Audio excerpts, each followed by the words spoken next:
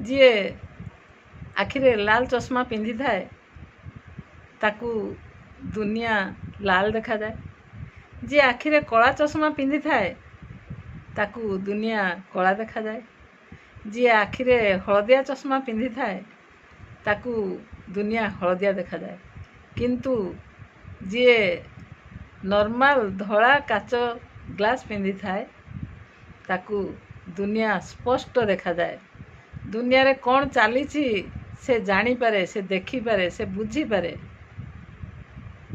तेणु आमे आमर अंतर्दृष्टि शक्ति जो भाया होइथिबो, आम मनर मानसिकता जो भाया होइथिबो, आमको ठीक सेमिति दुनिया देखा जिवो।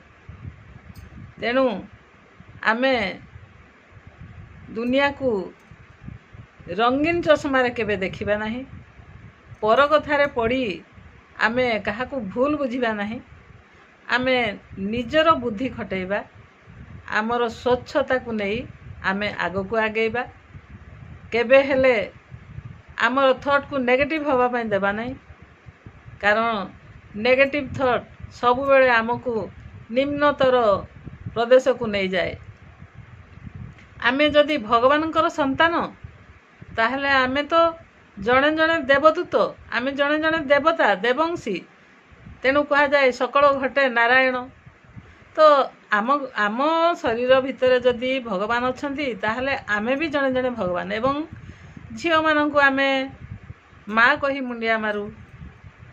तेणु आमे आजी काहींकी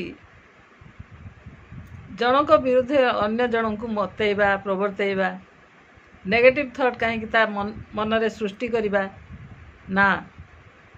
एमिति हेले ना आमे भलरे रही पारिबु, ना आमे जहा को प्रवर्तैलु से भलरे रही पारिबो। तेणु सबु बेले समस्तंकर शुभ चिंता करिबा एवं निजर उन्नति करिबा, अन्यर उन्नति हेउ से दिगरे आमे सतत चेष्टित रहिबा।